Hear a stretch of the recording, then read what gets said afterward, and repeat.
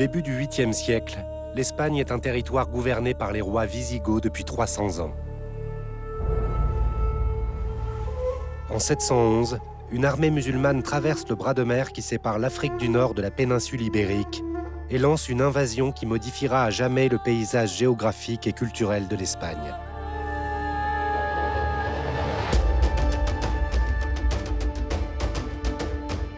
Au fil des 8 siècles de ce que les historiens appellent l'âge d'or de l'islam, les musulmans ont érigé d'imposantes forteresses et des mosquées spectaculaires. Ils ont réorganisé les villes et créé des jardins luxuriants. En survolant l'Espagne aujourd'hui, nous pouvons encore distinguer les vestiges qui témoignent de l'influence des musulmans dans le paysage ibérique.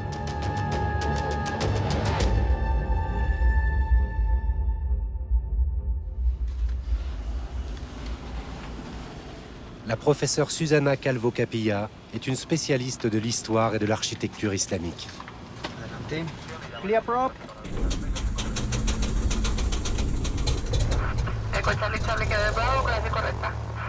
Elle a arpenté de nombreux sites archéologiques autour de la Méditerranée, mais se concentre désormais sur Al-Andalus. Cette période de l'histoire espagnole, durant laquelle les musulmans ont dominé la quasi-totalité de la péninsule ibérique. Vous êtes prête? Allons-y. Aujourd'hui, Susana s'apprête à découvrir les épisodes marquants de cette période de l'histoire sous un angle nouveau.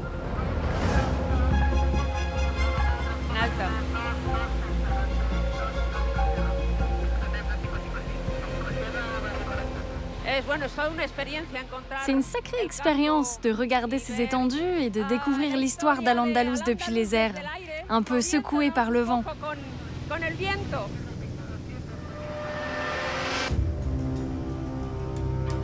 Moins d'un siècle après la mort du prophète Mahomet, les musulmans avaient conquis des territoires depuis l'Asie centrale jusqu'en Afrique du Nord. Le 29 avril 711, le chef de l'armée musulmane omeyyade, Tariq ibn Ziyad, et quelques 7000 cavaliers débarquent sur les côtes du détroit de Gibraltar, déterminés à vaincre le roi wisigoth, Roderick.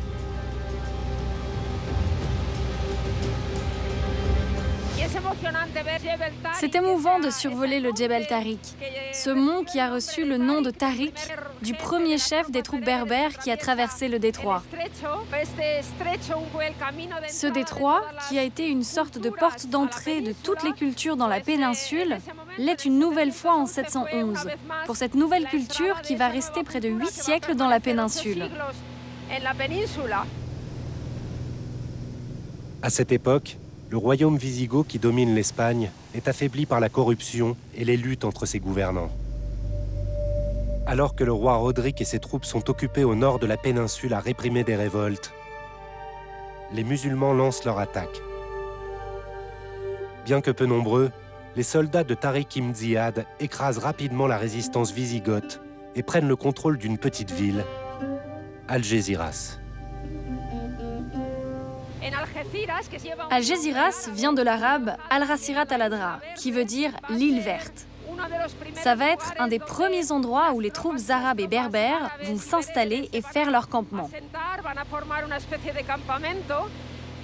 Et ici, ils vont faire une des premières prières, à un endroit que nous méconnaissons aujourd'hui, mais qui a été appelé ensuite la mosquée de las Banderas. Depuis la ville d'Algésiras, les troupes de Tariq ibn Ziyad se lancent dans une conquête de la péninsule en longeant la côte sud.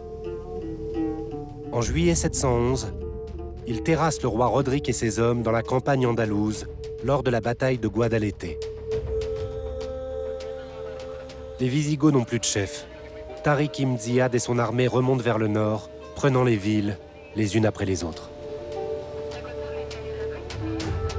Près de 7 ans après avoir débarqué à Gibraltar, les musulmans ont étendu le califat omeyyade à la quasi-totalité de la péninsule, qu'ils baptisent Al-Andalus, une arabisation du nom choisi par les Wisigoths pour désigner l'Espagne. Nouveaux maîtres d'une terre qui leur est totalement étrangère, les musulmans vont imposer leur culture, et cela va se lire dans l'architecture des villes. Tolède, l'ancienne capitale wisigothe, va devenir l'un des plus importants centres du pouvoir d'Al-Andalus. D'en haut, on voit très bien la raison pour laquelle la ville a été choisie comme capitale à plusieurs reprises. Parce qu'elle a une localisation absolument stratégique, avec le fleuve tout autour tel un anneau. Pour marquer la ville de leur empreinte, les musulmans bâtissent un fort, érigent des mosquées et créent un labyrinthe de ruelles. Ils font aussi preuve de tolérance, permettant aux populations de pratiquer librement leur foi. De ce côté, on voit les petites ruelles, très petites, avec des maisons très rapprochées. C'est là où était le quartier juif de la ville.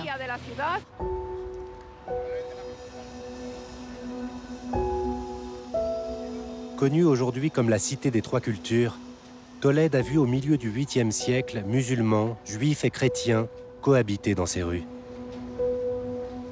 Malgré les tensions, les intellectuels et les érudits musulmans y affluent. La ville devient l'un des centres religieux et culturels les plus importants d'Al-Andalus. Un exemple emblématique de cette transformation est la mosquée de Bab al-Mardom.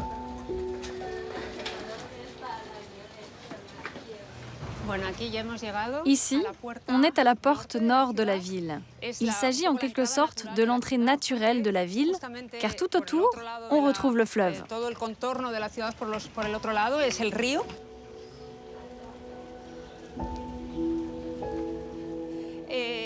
Dès qu'on passait la porte, on était obligé de voir la mosquée de Bab al-Mardoum, avec ses arcs doubles et ses arcs rouges et blancs. Cette mosquée est différente des autres mosquées du quartier, car les façades sont très belles. Les autres n'étaient pas si décorées.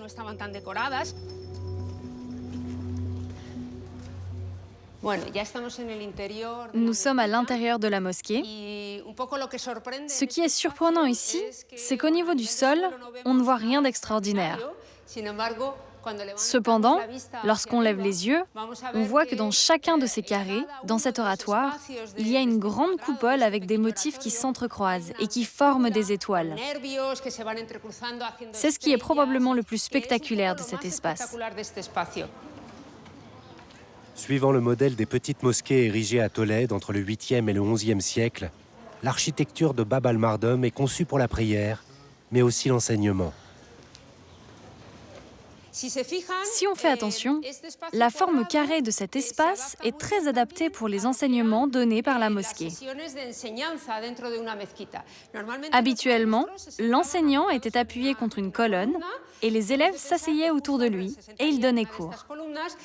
Il faut l'imaginer entouré de ses élèves, de ses enfants, ainsi que les membres de sa famille qui écoutaient ses leçons.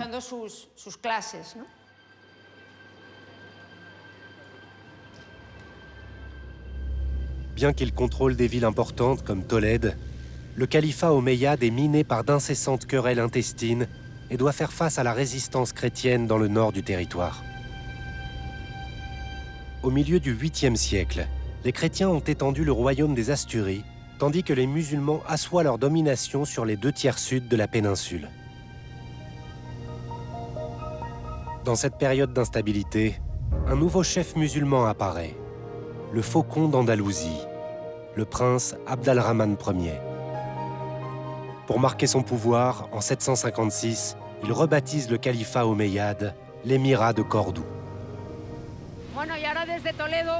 Depuis Tolède, nous allons faire route vers le sud, car même si Tolède a toujours été une ville importante au sein d'Al-Andalus, les capitales de tout ce qui fut l'émirat et le califat omeyyade et de toute l'histoire ultérieure ont été localisées dans le sud.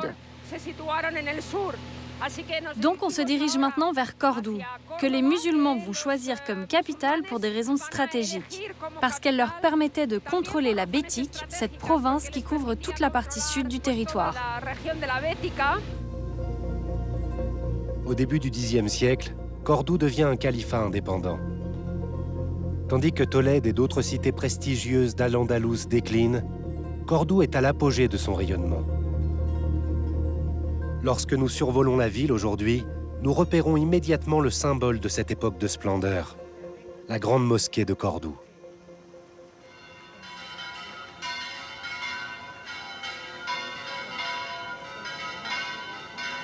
L'historienne Carmen González Gutiérrez a grandi à Cordoue et a toujours été fascinée par l'histoire et l'architecture de la grande mosquée.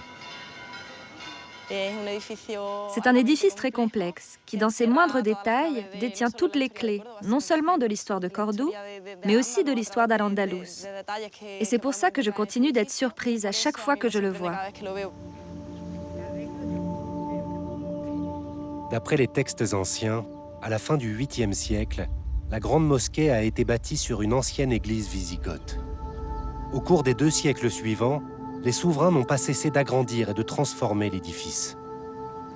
À la fin du Xe siècle, la mosquée a doublé de taille et est devenue le cœur de Cordoue. Cordoue devient une cour où se réunissent les sages du monde entier. Cela va favoriser les progrès de la médecine, l'évolution de la littérature et de la philosophie. Tous ces arts et toutes ces sciences commencent à se développer ici. Ce lieu est donc le reflet d'une fierté nouvelle, d'une politique différente. Lieu de prière et de dévotion, la mosquée remplit aussi des fonctions politiques, sociales et culturelles.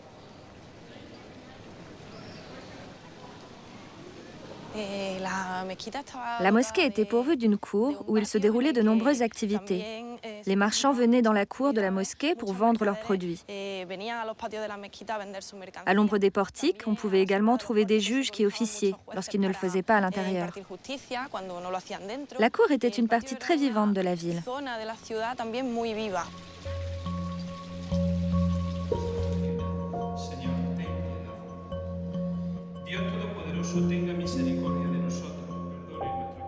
La grande mosquée est aujourd'hui un lieu de culte catholique.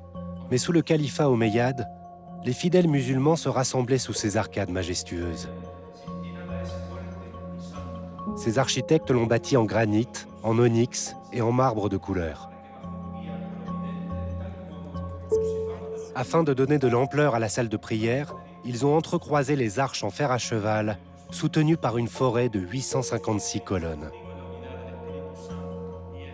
Richement décoré, au fond de la salle de prière se trouve le mihrab. Comme tous les musulmans doivent regarder vers la Mecque, ils regardent par ici. Et cela, le califat le sait très bien. Cet endroit va devenir une vitrine.